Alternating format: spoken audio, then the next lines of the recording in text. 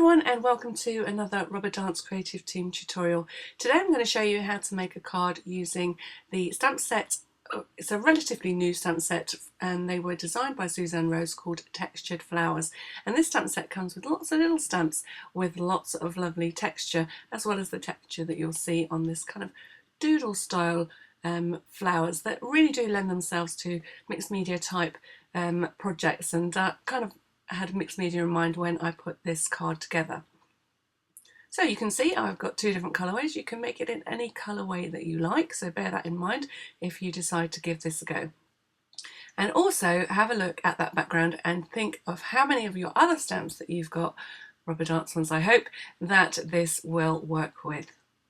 So as well as using these textured flower stamps, I'm also going to be using a greeting or two from this set of the ones on the left, which are the happy birthday stamps. So there's another stamp set on the right, but I'm going to be using the greeting and the Make-A-Wish stamp from this set just to finish the card off. So this is the card that I'm going to show you how to make, and you can see it's got lots of lovely texture on that background as well as texture on the stamp itself, and as usual the inside will match the outside. So you need to choose a card-based colour that matches the inks that you're going to be using, and this measures 11.5 inches by 5 3/4 inches and is scored in half at 5 3/4 inches. Next you're going to need a square that measures 5.5 inches square, and I'll talk to you a little bit more about the kind of paper that we'll be using for this element shortly. Then we're going to have again another little piece of purple which measures 2 3/8 of an inch square, and again another piece of the white that measures 2 1/4 inches square. That deals with the front of the card, and then on the inside there are two strips that measure 5 3/4 inches by 1 inch and by 2 inches. You can cut these slightly bigger if you prefer to trim them once you've got them on the card.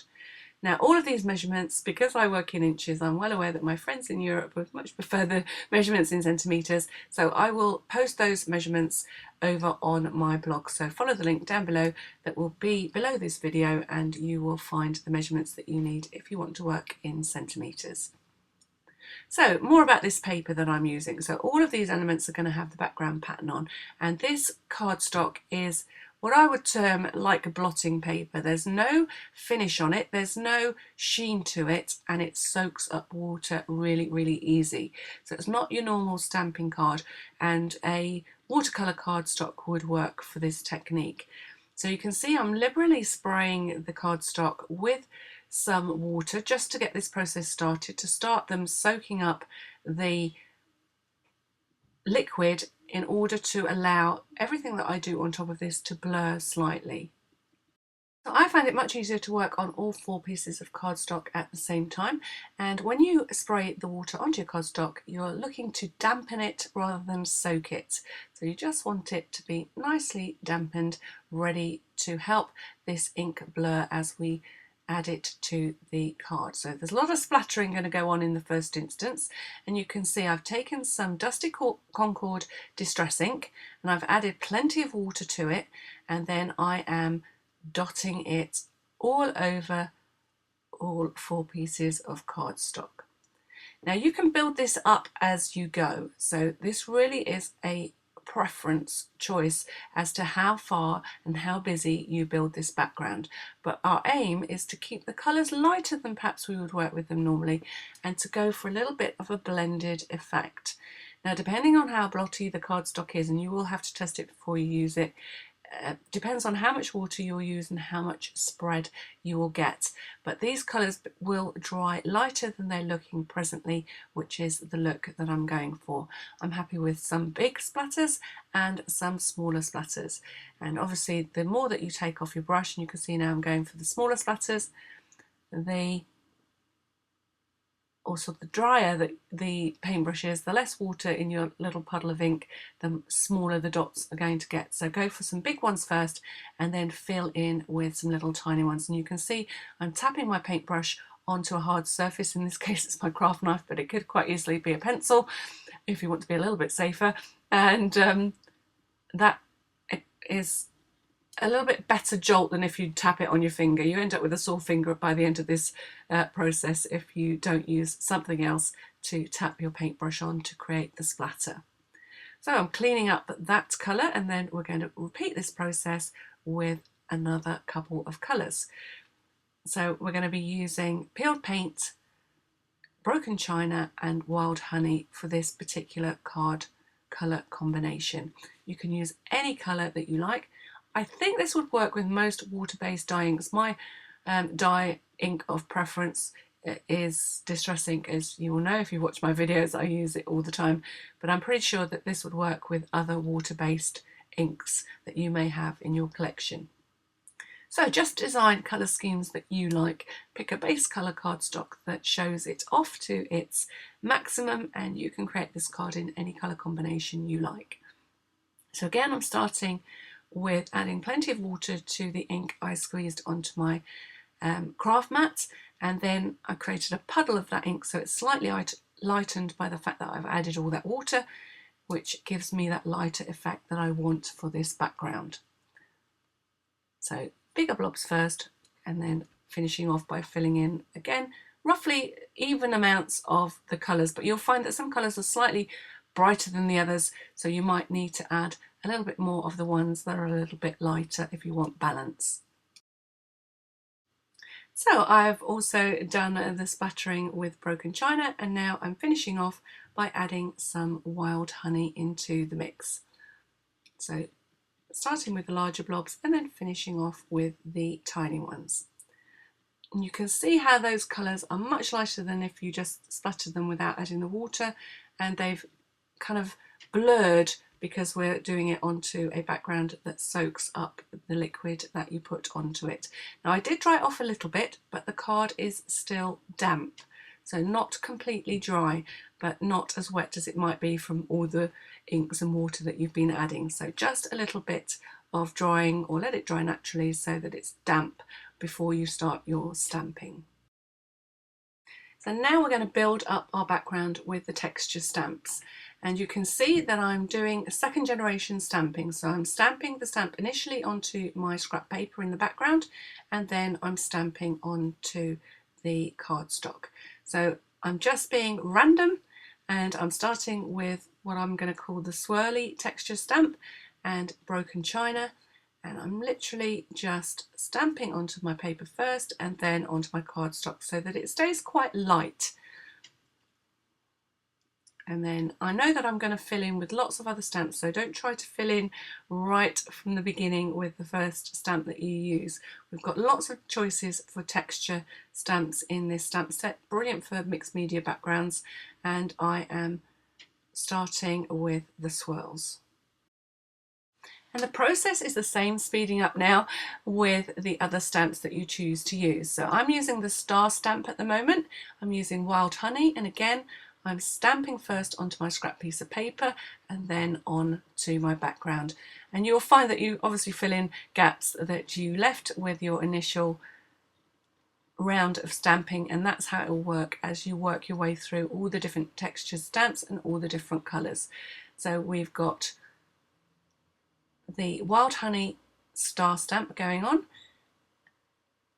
Next there's a dot stamp where we're using our peeled paint.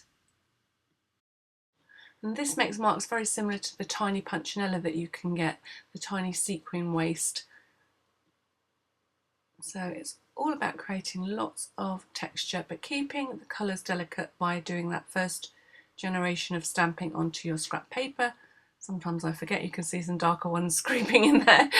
And then coming in with your second generation of stamp to create your background and to keep your background light. And then last but not least, with the Dusty Concord, there's a kind of almost like a cog-like set of circles that I'm stamping for that final set of texture.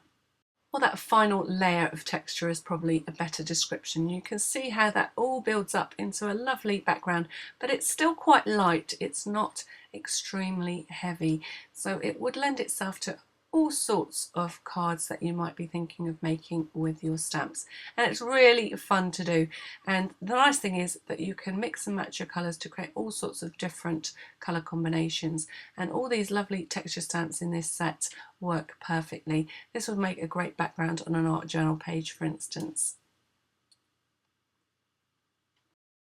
And you can see by working on them all together, they all end up looking like they came from the same batch of paper. So lots of interest in the background. Taking a further scrap of that uncoated cardstock, I'm going to be stamping actually the flowers for both of the card or colour combinations of cards that I created. So whereas I'm stamping 2, you will be stamping 1. So you'll be stamping one of this flower that I think most resembles a daisy, but you could use any of the other flowers you like. You don't have to use this one, and all we need is the actual flower itself. So I'm going to be stamping that twice because I'm making 2 cards, but you will only need to do it once if you're making 1 card. And then, as well as the textured flowers in this stamp set, you have also got some textured leaves. And I've picked the particular leaf I want to work with, and I'm stamping 4 for each card. And they're going to be grouped in sets of 2 when you attach them to the cards. So 4 leaves for each card you're making. And then it's time to cut out the individual elements that you're going to use. And you can see I'm leaving a slightly white border all the way around my pieces. Now, my reason for cutting them out rather than colouring them and then cutting them out was because I had 2 decisions to make about the final look of that embellishment that was going to be on the front of the card. Now, when you add the colouring to this, because we're stamping with a water-based ink to start with, once you start adding more water-based product on top of it, you are going to blur the lines of your stamped image as you go. So then it's up to you. You can either stick with that blurred image because you like it, or you can do something that I'm going to show you, which is to double stamp it. It's not perfect, but then again, this look really does mean that you can use this technique quite successfully, even if you're not successful, and you'll see more about why in just a moment once we've coloured these images. So first of all, I'm cutting out, leaving a white border. Again, that's totally your preference. I happen to like it for the look of this card and this kind of doodled and sketched stamp. So I've used this stamp in my classes for 3 different cards, and it really, all the students think this is a fun set of stamps to use. Plenty of opportunities for colouring in, and they just lend themselves to bright and cheerful colours, as you will see as I upload more of the cards that I've made using this particular stamp set. Now, the other thing that we need are the flower centres, and I want to raise or dome those flower centres slightly. I don't need the whole flower, so I'm literally inking up the centre of the stamp and then just pressing in that point or that part of the stamp to get the 2 centres that I need for the 2 different cards. You will only need to do that once. So again, I'm cutting out just slightly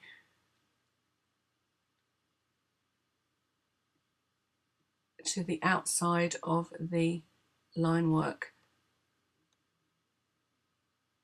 of the 2 flower centres.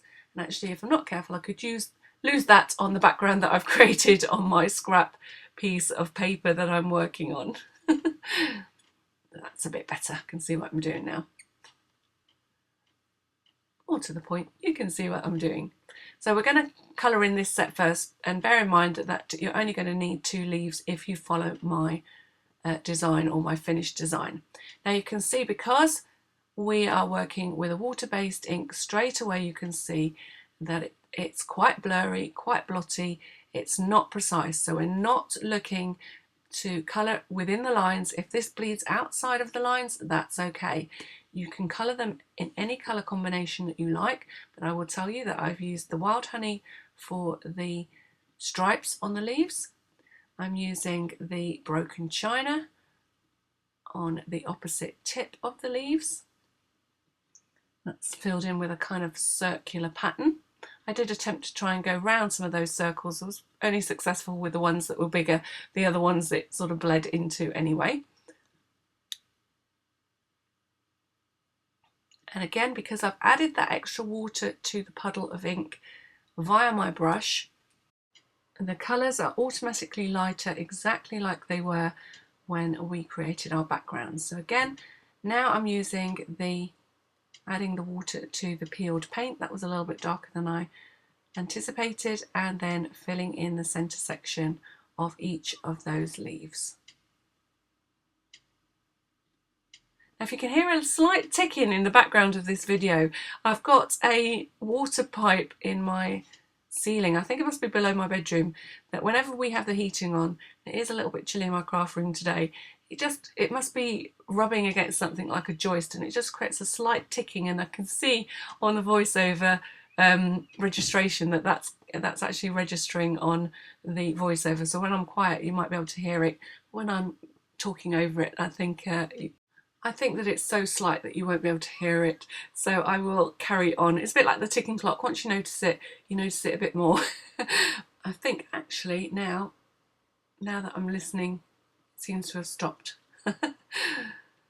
So now I'm just colouring in the petals with the 4 different colours that I used on the design. So I've got some in Wild Honey and some in the Dusty Concord, some in the peeled paint, and that leaves me with 2 petals in the Broken China. Now, because I am creating 2 flowers for 2 different card colour combinations, I think that was right, I get to show you this in a close-up for the second time round in a different colour combination. So you can see here that by using this technique of using a cardstock that soaks up the liquid, we get a blurry effect. And I wanted to show you what goes on in close-up, so you're not too afraid when you try it for yourself. So I'm using a watered down ink, and immediately I'm just touching my brush on this paper and it's soaking up the colour from the bristles of my brush. So this time I'm using a worn lipstick, Broken China and Dusty Concord for another colour combination. And you will see as I'm touching the colour to the stamped images, it is also blurring the lines of the stamped image itself. Now that may cause some people a few issues. They might not like that look. So I'm going to show you something that you can do if your line work gets too blurry for your taste. So just colouring in the lightest of touches and a watered down ink the elements for the front of the card. So you could do this as a trial piece if you wanted to do yourself an extra leaf, do the overstamping and decide which look you like the best.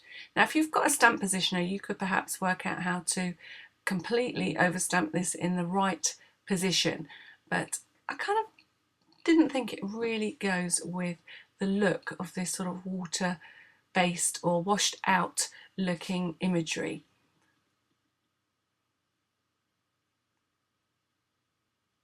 So all I'm going to do is ink up the stamp, make sure that the leaf is the same way around as the stamp, and then I'm just pressing onto that and over stamping the image. And the chances are it's not going to be perfect, as you can see, and we're going to repeat that for all of our pieces. Just going to show you exactly what it looks like for both so you can make up your own mind which you prefer. So I'm going to overstamp the flower, making sure that I matched up the petals. Actually that wasn't as bad as it goes, that's lined up quite well. So there is the ones that I've overstamped, and if I can balance the others on my hand, so they're overstamped and these are the ones that I didn't. So the choice is yours. I like both looks, but I'm going to go with the overstamping as this is for a class and I'm kind of showing everybody the same sets of techniques that they could use. So I'm going to overstamp mine. So I'm drying them off first and then I will employ the same technique as you've seen me do on the other and overstamp the leaves and flower. And now it's time to put these two cards together, and I'm starting by going right round both sides of the main card with some Dusty Concord just to highlight the edges. And I'm also going to do that the same, or I'm going to do the same for all the other pieces. So all of my textured pieces of card as well as the purple square that goes in the middle of the card, just lightly inking the edges for definition. And I'm obviously going to be doing that for two cards now, so you're going to see me put two cards together in two different colour combinations, and you can see how this will work for all the different colours that you may have in your ink collection. So starting out by working on the inside, and I've got two strips, one at 1 inch by 5 3/4 inches, which is going to go on the top, and I'm just dropping it down slightly, roughly by about 1/4 of an inch or 1/8 of an inch, might be more accurate, and then exactly the same with the wider strip at the bottom. And that just makes the inside of our card as interesting as the outside. So that's ready for us to trim up and add our greeting. I'm going to be doing exactly the same for the pink card.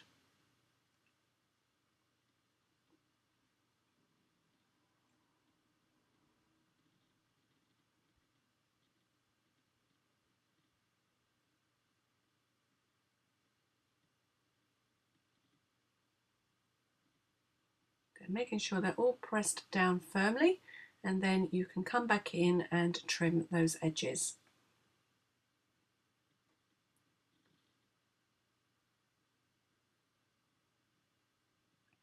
So taking your scissors and trimming along the edge, and then don't forget to take your ink blending tool and just re-ink those edges where you've cut the strips. If you've cut your strips exactly, you won't need to do that step at all.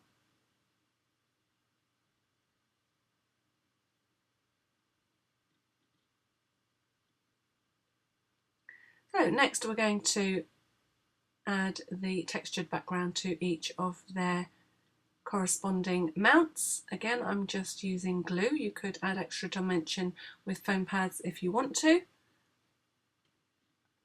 And making sure they're all stuck nice and flat. And it helps if you really concentrate on getting these really adhered to the card backs, because you've added quite a lot of water to these pieces and they may be just slightly wrinkly.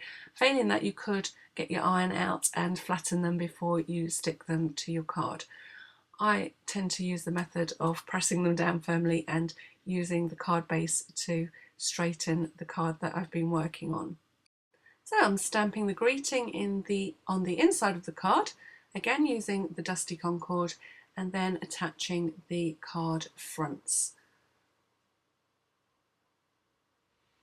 Making sure the edges are well glued down. So as well as stamping the inside of the card, I'm also going to add a little greeting to the outside. But first of all, I'm going to stick this one on flat, thinking about postage, keeping things thinner rather than fatter. But on my pink card, you'll see that I use foam pads. So again, you've got choices. So for instance, this card lends itself to all sorts of different occasions. So you don't have to use happy birthday stamps. You could perhaps minimise the strips on the inside and use it as a note card design, for example. You could use it as an Easter card. It's quite bright and spring-like.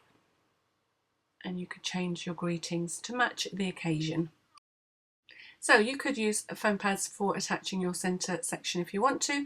I'm turning it diagonally, but you could keep it square if you want to. Again, lots of options.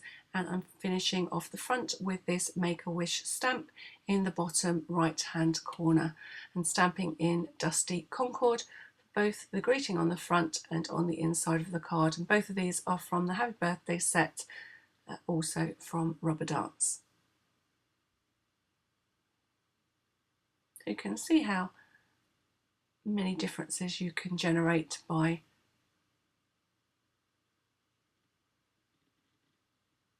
using different colours. So again, I'm keeping things fairly flat. I am shaping the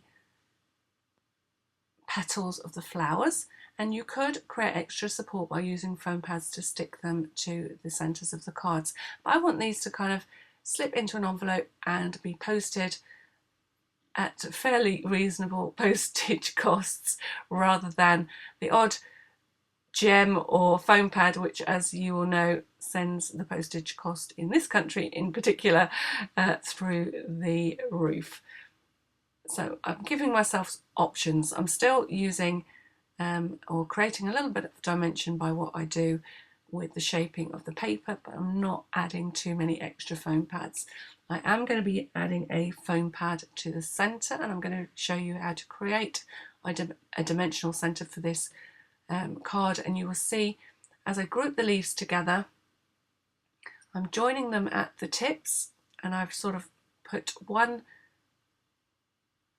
set of leaves in one direction, so one's got the dotty tips at the end, and one set of leaves have got the stripy tips at the end. So the next step is optional, particularly if you are trying to keep your card flat for postage, but we're taking the flower centres and adding some dimension. I'm taking a piece of foam, and I've got the dot upside down on the foam, and I'm using a small ball tool to shape the edges, and it's almost like making big card candy. You can see it just lifts the edge and domes that flower centre to give us a little bit of extra dimension, and we'll support that dimension by adding a small foam pad underneath. And you could, if you wanted to, use, I've forgotten what it's called, silicone glue. Obviously that would take longer to dry if you wished. So I just need a little piece of foam pad to fit underneath those little domes that I've created. Of course, if dimension was no object whatsoever, you could use things like buttons or sequins or beads in the centre of these pretty flowers. So I'm adding a little tiny piece of foam pad and then attaching my domed flower centre. So there you have it, one tutorial with a gorgeous technique for using all the textured stamps in this textured flowers set, and you will be able to create gorgeous backgrounds in any colour combination you like. I've just shown you two. I'm pretty sure you can come up with many more. It's really versatile. You can use it in your mixed media work, and you can use it on your cards.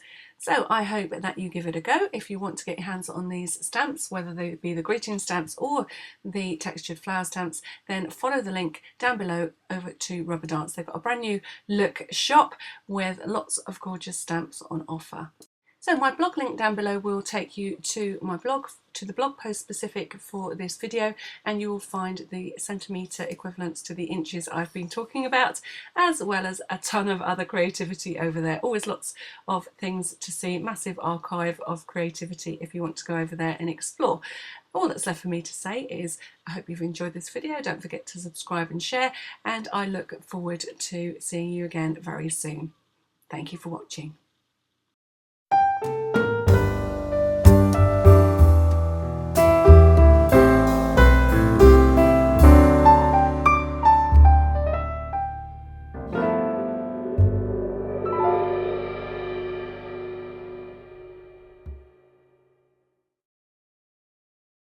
So here are the links that I promised you. This one will take you direct to this project. I've linked to a couple of, or given you pictures of a couple of spring-like projects that I've made over the years for Rubber Dance, and this one will take you to the Rubber Dance playlist itself. So all the videos from Rubber Dance are over there. Except for these, I've also created for Rubber Dance, in collaboration with them, a set of videos that you can get that go along with a particular stamp set. This is quite a new concept, buying your stamps with 10 tutorials to get you started. A bit like you would if you went to a card class and decided to buy the stamps. You've only learned how to make 2 things. These workshops that are online, you can use any time to create lots of different projects. You can see a huge pile of projects here using Frosty Friends stamps, and you will get 10 tutorials when you make this purchase. This is a set that features the mushroom stamps from Rubber Dance, and you'll be amazed at the versatility of stamps. Who knew mushrooms could be so versatile? This is just 3 of the projects that you'll be able to make if you purchase the mushroom stamps with the 10 tutorials. I promise you, you will really value the extra inspiration that you'll get along with your stamps. You can buy these combinations of workshops and stamps over at Rubber Dance if you follow the link below, or follow this link to my Etsy shop.